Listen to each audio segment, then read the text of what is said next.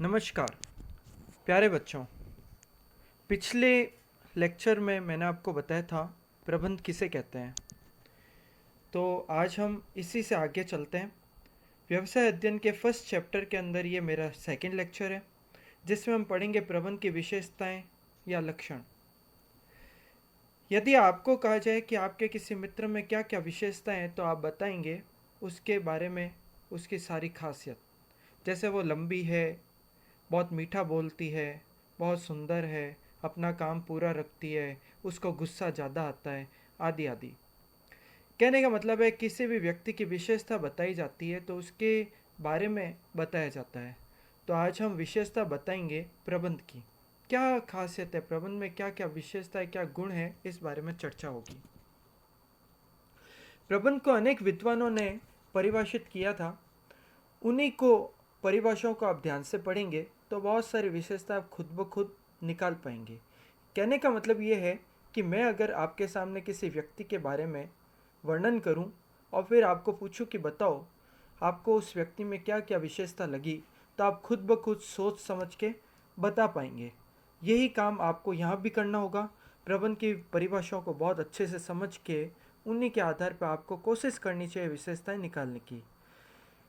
क्योंकि किताबों से पढ़कर कोई भी उसे लिख देगा एग्ज़ाम की बुक रजिस्टर में, एग्ज़ाम की कॉपीज़ में, और विद्वान माना जाएगा। लेकिन सही में विद्वान वही है जो खुद किसी ज्ञान को समुद्र के अंदर गहराई में जाके जैसे मोती निकाला जाता है वैसे निकाल पाए।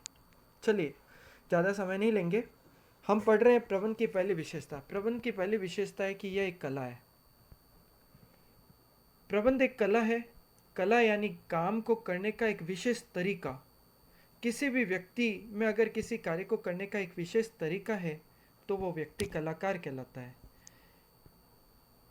हम और आप डांस कर सकते हैं, गाना भी गा सकते हैं, लेकिन कलाकार तभी माना जाएगा जब हम बहुत बेहतरीन तरीके से डांस करें, हम बहुत बेहतरीन तरीके से गाना गाएं। कोई व्यक्ति बहुत अच्छे तरीके से खाना बनाता है तो वो बहुत अच्छा शेफ कहलाता है। तो उसी तरह प्रबंध भी क्या है, एक कला है। कलाकार वही व्यक्ति होता है जो किसी खास कार्य में पारंगत होता है। प्रबंधक भी प्रबंध करने के कार्य में पारंगत होता है। कलाकार किसी कार्य को करते हैं तो अनुभव से उसको बहुत उम्दा बना देते हैं, बहुत अच्छा बना देते हैं। प्रबंधक भी प्रबंध करते करते योग्यता और अनुभव हासिल कर लेता है तो बहुत अच्छे प्रकार का वो प्रबंधक बन जाता है। कुल मिला के हम कह सकते हैं कि प्रबंध एक कला है।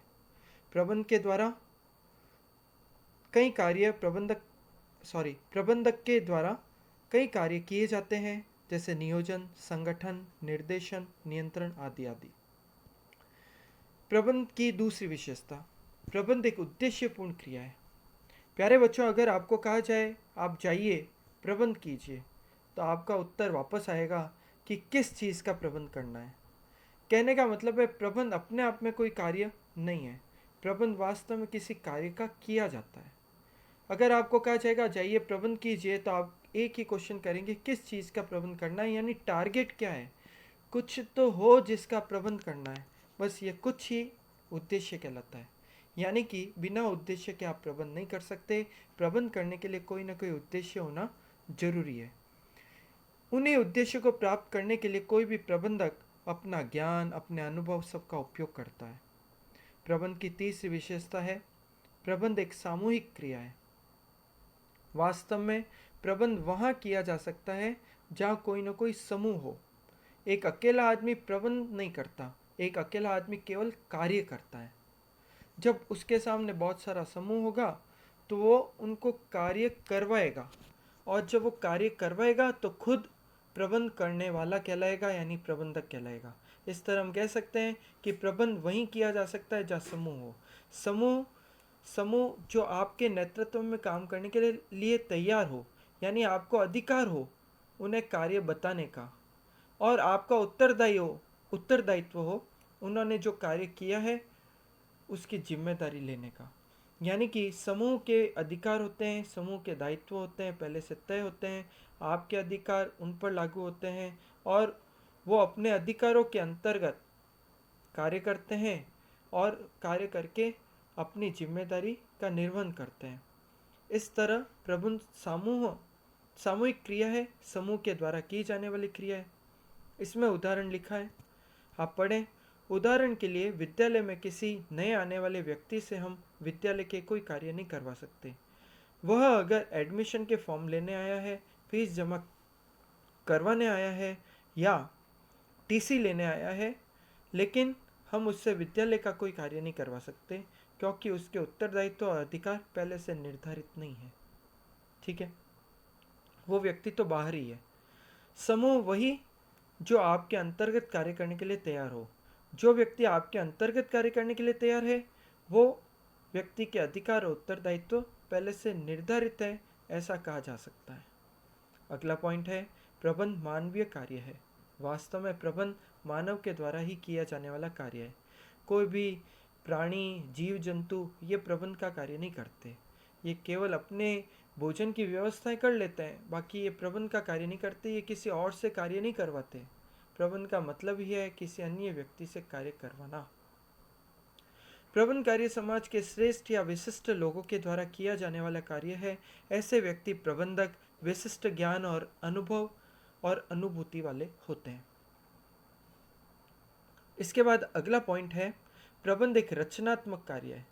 प्रबंधक अपने अनुभव, ज्ञान व चातुर्य का प्रयोग करके असंगठित संसाधनों का भी उचित उपयोग करता है। ठीक है, प्रबंधक क्या करता है? अपने अनुभव का, ज्ञान का और चातुर्य यानी उसने जो विशेष योग्यता हासिल की है, उसके आधार पर वो अपने स्वबुद्धि से, स्वविवेक से कार्य करता है। तो कार्य करके असंगठित संसाधनों का भी उचित उपयोग करता है। असंगठित संसाधन यानी संस्था में कोई भी कार्य करने के लिए विभिन्न प्रकार के मानवीय और भौतिक संसाधनों की आवश्यकता होती है।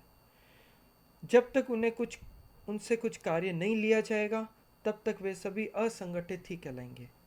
इन्हीं को एक संगठन में बांध करके, एक संगठन के सूत्र में बांध करके प्रबंधक क्या करता है? उनका उपयोग करता है। उनके उपयोग से वो क्या करता है? उत्पादन का कार्य करता है। उनके उपयोग से क्या करता है? उनके अंदर और अनुभव को बढ़ाता है। उनके उपयोग से वो अधिक प्रभावपूर्ण तरीके से लक्ष्यों को हासिल करता है। इस प्रकार प्रबंधक एक असंगठित संसाधनों का प्रयोग करके और कुछ नया करने का प्रयास करता है, यानी प्रबंध एक रचनात्मक कार्य है। ठीक है, अगला है, प्रबंध परिवर्तनशील है। प्रबंध कार्य संस्था के बाहर के वातावरण से प्रभावित होता है और उसके आधार पर परिवर्तित होता है। इसीलिए हम कहते हैं प्रबंध क्या है? परिवर्तनशील है। प्रबंधकों ने डिसीजन लिया कि इस विद्यालय में का जो समय है वो सुबह 8 बजे से लेकर 2 बजे तक रहेगा, लेकिन राजस्थान में बोर्ड के एग्ज़ाम चालू हो गए, बोर्ड का सेंटर आपके विद्यालय में भी आ गया। तो ऐसी स्थिति में उस बाहरी इफेक्ट के कारण विद्यालय के प्रबंधकों को परिवर्तन करना होगा और वो बताएंगे विद्यालय का समय 12 बजे से 4 बजे तक रहेगा। इसका मतलब क्या हुआ? बाहरी प्रभावों से प्रबंध परिवर्तित होता है। फिर अगर कोई बाहर महामारी फैल गई है तो विद्यालय को बंद रखा जाएगा। आपने जो प्रबंध किया था कि हमें इस दिन ये पढ़ाई होगी या इस दिन ये विद्यालय के कार्यक्रम किए जाएंगे, वो सारे के सारे परिवर्तित हो गए। अब वो उस दिन नहीं होंगे जिस दिन विद्यालय का अवकाश रहेगा। इस प्रकार प्रबंध परिवर्तनशील है। बाह्य वातावरण में हुए परिवर्तनों के कारण प्रबंध में भी परिवर्तन किया जाता है। प्रबंध के अंदर जो व्यक्ति होते हैं वो सभी मिलकर के आंतरिक वातावरण का निर्माण करते हैं। आंतरिक वातावरण में नियुक्त कर्मचारी और संसाधन आते हैं, जबकि बाह्य वातावरण में आर्थिक, सामाजिक, राजनीतिक, तकनीकी वातावरण आता है। राजनीतिक परिवर्तन हो, सत्ता का परिवर्तन हो, ऐसी सरकार आ जाए जो किसानों की बजाय उद्योगों को प्रोत्साहन देती हो, तो उस समय उद्योगों का प्रबंध बदल जाएगा। ठीक है, तकनीकी परिवर्तन होते हैं, तकनीकी वातावरण में परिवर्तन होते हैं तो भी प्रबंध बदल जाता है। जैसे ब्लैक एंड वाइट टीवी का ज़माना था, संस्थाओं या किसी भी उद्योग, टेलीविज़न उद्योग का एक ही कार्य था, ब्लैक एंड वाइट टीवी बनाना। जैसे ही तकनीकी चेंज हो गई, रंगीन टीवी आ गए मार्केट में, ब्लैक एंड वाइट टीवी का जो भी प्लांट था वो क्या हो जाएगा, हट जाएगा। तो प्रबंध को परिवर्तन करना पड़ेगा।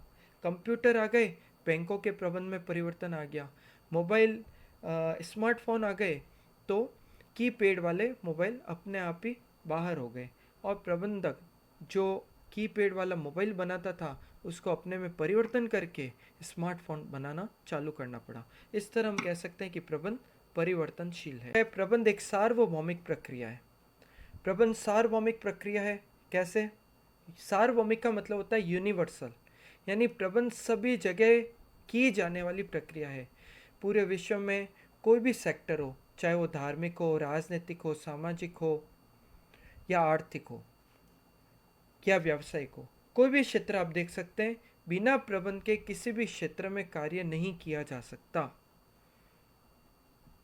यदि सफलता प्राप्त करनी है तो उस क्षेत्र में आपको प्रबंध करना ही होगा।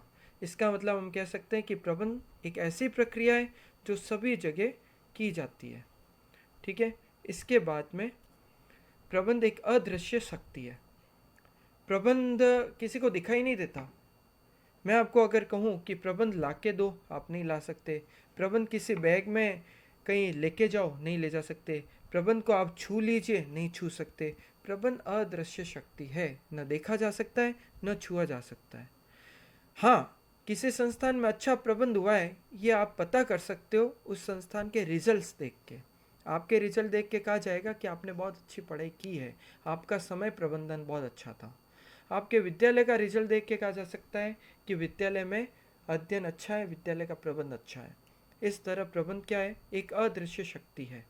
केवल अनुभव से ही पता चलता है कि प्रबंध अच्छा रहा या खराब रहा, प्रबंध सफल रहा या असफल रहा। ठीक है। तो प्रबंध की विशेषताओं के संबंध में मेरा वीडियो आज इतना ही। इसके अलावा कुछ और विशेषताएं हो सकती है, आपकी बुक में भी आपको मिल सकती है, लेकिन एग्ज़ाम के लेवल तक आप इतना तो कीजिए। अब हमारा जो अगला टॉपिक है वो है प्रबंध के उद्देश्य। प्रबंध का उद्देश्य क्या है? प्रबंध का उद्देश्य वही है जो एक व्यापार का उद्देश्य है, यानी एक व्यापार का उद्देश्य ही प्रबंध का उद्देश्य है। व्यापार का उद्देश्य है लाभ कमाना। प्रबंधक उसी उद्देश्य को प्राप्त करने के लिए क्या करते हैं? प्रयास करते हैं। इसीलिए प्रबंधकों का उद्देश्य भी वही होता है जो व्यापार का उद्देश्य होता है। आखिर उद्देश्य होता क्या है? उद्देश्य का मतलब है वे इच्छित परिणाम जिसे प्राप्त करने के लिए प्रयास किए जाए। उदाहरण के लिए कह सकते हैं कि आपने इच्छा करी कि आप बोर्ड एग्ज़ाम में 80% नंबर लाना चाहते हैं। तो 80% क्या है? आपकी इच्छा है कि ऐसे परिणाम प्राप्त करना। इन्हें हम कह सकते हैं इच्छित परिणाम, और इसके लिए आप प्रयास कर रहे हैं। तो ये जो इच्छित परिणाम जब तक प्राप्त नहीं होते हैं तब तक आपके लिए क्या है? उद्देश्य है। जब प्राप्त हो जाएंगे आपके रिजल्ट्स बन जाएंगे, परिणाम बन जाएंगे। तो वे सभी इच्छित परिणाम जिनको प्राप्त करने के लिए प्रयास किया जाए वो सब क्या है? उद्देश्य है। तो व्यापार का उद्देश्य क्या है? व्यापार का उद्देश्य है लाभ कमाना। व्यापार का इच्छित परिणाम है अधिकाधिक लाभ कमाना। इसी के लिए व्यापार अपने सभी मानवीय और भौतिक संसाधनों का प्रयोग करता है, उचित प्रयोग करता है। तो हम कह सकते हैं व्यापार का उद्देश्य या प्रबंध का उद्देश्य मानव और भौतिक संसाधनों के अधिकतम उपयोग से अधिकतम लाभ प्राप्त करना है। एक व्यापार के उद्देश्य को हम 4 भागों में बांट सकते हैं। नंबर 1 है प्राथमिक उद्देश्य। ठीक है, प्राथमिक उद्देश्य। नंबर 2 है सहायक उद्देश्य। नंबर 3 हो जाएगा व्यक्तिगत उद्देश्य। ठीक है, और नंबर 4 हो गया सामाजिक उद्देश्य। ये 4 उद्देश्य है व्यापार के। ठीक है, इसके बाद में हम आगे चलते हैं, एक एक उद्देश्य को एक्सप्लेन करते हैं। प्राथमिक उद्देश्य, इसको व्यवसाय का संगठनात्मक उद्देश्य भी कहते हैं। कोई भी व्यवसाय जिन उद्देश्यों की प्राप्ति के लिए निर्मित होता है वे सभी उसके प्राथमिक उद्देश्य है। व्यवसाय का प्राथमिक उद्देश्य क्या हो सकता है? लाभ अर्जित करना, अपने अस्तित्व को बनाए रखना, अपने व्यापार में वृद्धि करना। ये व्यापार के प्राथमिक उद्देश्य है। तो व्यापार का प्राथमिक उद्देश्य किसी उपक्रम से संबंधित विभिन्न पक्षों की आकांक्षाओं को संतुष्ट करना है, जिससे उपक्रम अपने मुख्य उद्देश्य की प्राप्ति कर सके। ठीक है, व्यापार के जो मुख्य उद्देश्य मैंने अभी आपको बताए, लाभ अर्जित करना, अपने अस्तित्व को बनाए रखना और व्यापार में वृद्धि करना। इसके लिए व्यापार क्या करता है? नंबर 1, उचित लागत पर उत्पादों और सेवाओं का उत्पादन करता है। ठीक है ना, उचित लागत पर उत्पादन और सेवाओं का उत्पादन करता है। कोई भी बिजनेस अगर वो किसी वस्तु का उत्पादन करता है तो उचित लागत यानी बाजार में बिक जाए ऐसे मूल्य पर वो वस्तु का उत्पादन करता है। और अगर वो सर्विस प्रदान कर रहा है, उत्पादन नहीं कर रहा, सेवाएं दे रहा है, जैसे वकील होता है, चार्टर्ड अकाउंटेंट, ये सेवाएं प्रदान करते हैं, सर्विस देते हैं। अगर सर्विस देने का कार्य है तो वो भी उचित लागत पर सर्विस प्रदान करना, ये इसका पहला उद्देश्य हो गया प्राथमिक उद्देश्य में। ठीक है, इसके बाद है उत्पादों और सेवाओं का उचित मूल्य पर वितरण करना। आपने उत्पादन तो कर लिया, आगे क्या करोगे? उन्हें वितरित करना। इससे क्या होगा? उपभोक्ता संतुष्ट होगा। उचित मूल्य पर उनका वितरण करना यानी डिस्ट्रीब्यूशन, बांटना, सुपुर्द करना। इससे क्या होगा? उपभोक्ता संतुष्ट होगा। नंबर 3 हो गया, नंबर 3 है इसके अंदर उपक्रम में सभी संसाधनों को उचित पारिश्रमिक देना। किसी भी उपक्रम के अंदर मानवीय संसाधन होते हैं। ठीक है, तो मानवीय संसाधनों को क्या करते हैं? ये उचित पारिश्रमिक देते हैं। ठीक है, जैसे सैलरी देना। और भौतिक संसाधन भी होते हैं। भौतिक संसाधन यानी मशीन, वित्त। तो आपने वित्त जहाँ से प्राप्त किया उन लोगों को क्या दोगे बदले में? ब्याज दोगे। ये भी वित्त के बदले में दिया जाने वाला उचित पारिश्रमिक है। आपने अगर मशीन खरीदी है लोन लेके तो उस पर भी आप क्या दोगे? ब्याज दोगे। वित्त की आपने प्राप्ति अंशों के निर्गमन से किए तो उनको लाभांश दोगे। यानी कि कुल मिला के मानवीय और भौतिक संसाधन जो भी प्राप्त किए उनको उचित पारिश्रमिक देना, ये व्यवसाय का प्राथमिक उद्देश्य का 3rd पॉइंट हो गया। 4th पॉइंट क्या हुआ? उपक्रम को उचित मात्रा में लाभ कमाना। ये जो 1 से लेके 4 पॉइंट मैंने बताए, इन चारों पॉइंट को आपस में आप जोड़ सकते हो। वस्तुओं का, सेवाओं का उचित मूल्य पर उत्पादन करना, उत्पादन अगर हो गया तो उनको उपभोक्ताओं तक पहुंचाना यानी वितरण करना। उपभोक्ता संतुष्ट हो गए तो बदले में आपको क्या मिलेगा? धन मिलेगा। ठीक है, उस धन से आप क्या करोगे? जिन संसाधनों के उपयोग से आपने उत्पादन किया है उन संसाधनों को उचित पारिश्रमिक देंगे। और आपने उचित पारिश्रमिक दिया और शेष जो धन बच गया वो क्या है? आपका लाभ है। ठीक है ना, तो लाभार्जन प्राप्त करना। तो ये चारों पॉइंट्स हो गए, ये सब क्या है? प्राथमिक लाभ।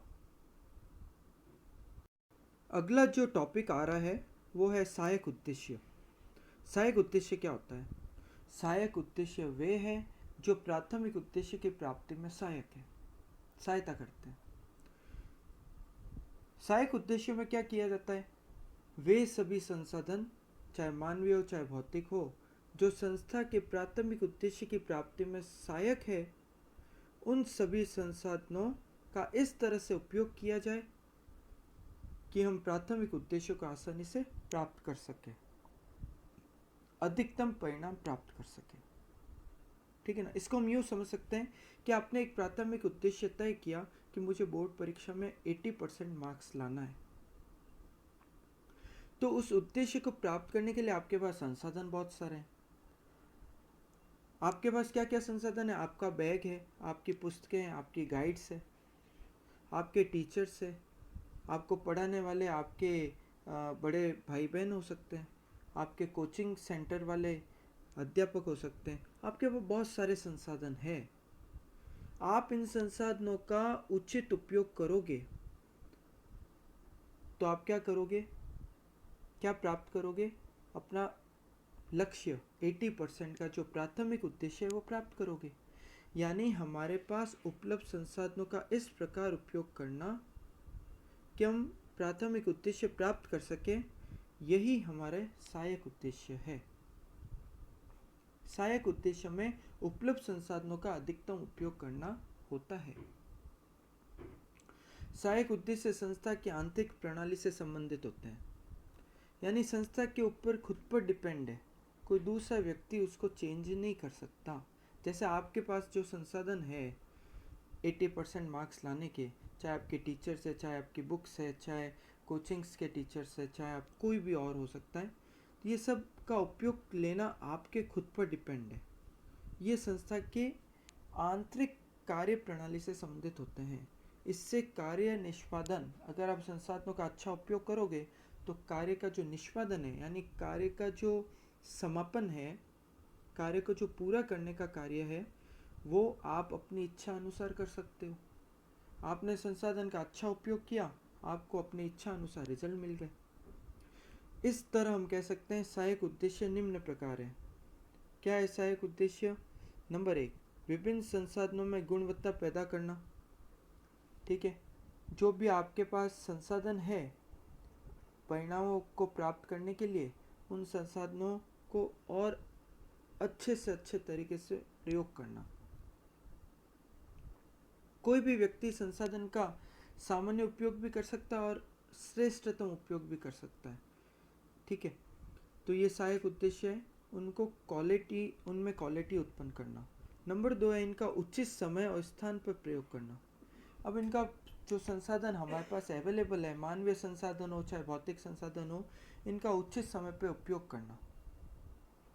आपके सामने शत्रु खड़ा है और वो सामान्य तीर से उसको मारा जा सकता है और आप उस पर ब्रह्मास्त्र चला रहे हैं, यानी आपने उचित संसाधन का उचित समय पे उपयोग नहीं किया, तो आपका वो संसाधन क्या हो गया? व्यर्थ हो गया। तो संसाधनों का उचित समय और स्थान पर प्रयोग करना, ये भी एक संगठन का सहायक उद्देश्य है। ठीक है, उसके बाद में और क्या है सहायक उद्देश्य? इसके बाद में है कि ये जो आपने जो संसाधन प्राप्त किए हैं, आपके पास जो संसाधन है उनमें सामंजस्य पैदा करना। एक संसाधन में कुछ गड़बड़ी आई तो आपने दूसरे संसाधन का उपयोग कर लिया, एक की कमी को आपने दूसरे संसाधन से पूरा कर लिया।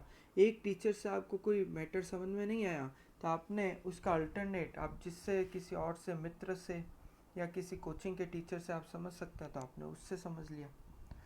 तो क्या हो गया? आपने एक संसाधन की जगह दूसरे संसाधन का पूरक रूप में उपयोग किया। ठीक है ना, तो ये संस्था का सहायक उद्देश्य हुआ, प्रबंध का सहायक उद्देश्य हो गया।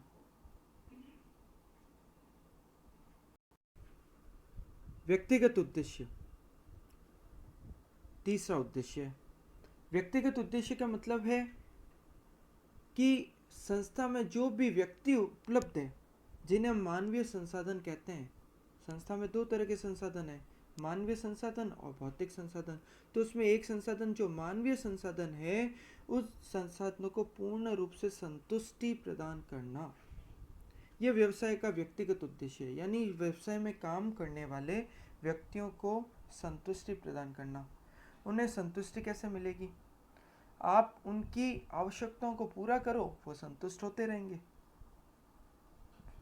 संस्था में काम करने वाले जो व्यक्ति होते हैं उन्हें अलग अलग भागों में बांटा जा सकता है। एक व्यक्ति है संस्था का मालिक, जिसे हम उद्यमी कहते हैं। दूसरा व्यक्ति है संस्था के प्रबंधक।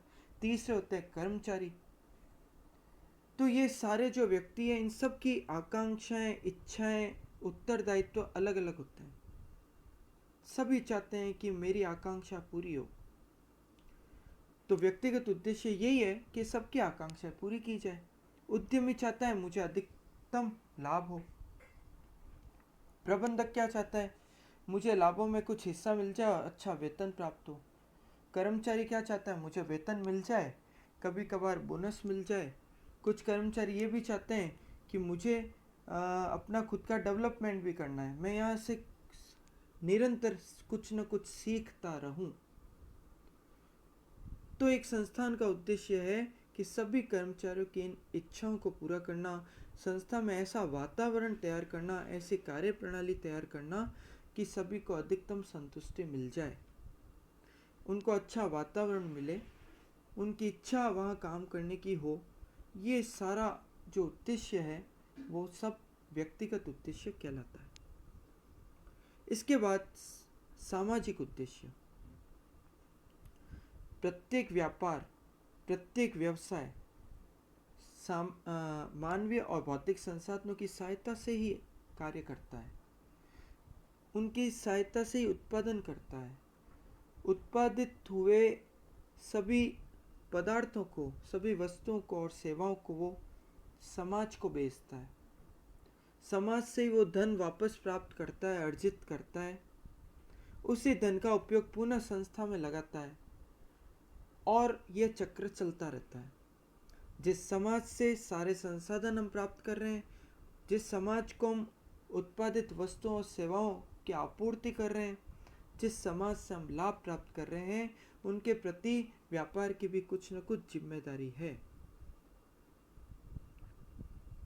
व्यापार की जो जिम्मेदारी है उसे पूरा करना ही व्यापार का, प्रबंधकों का सामाजिक उद्देश्य है।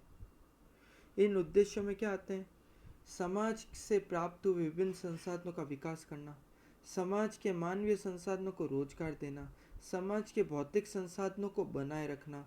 अगर हमारा व्यापार खनिज पदार्थों को निकालता है तो इस प्रकार निकालना कि वो जगह पर्यावरण के लिए नुकसानदायक नहीं हो,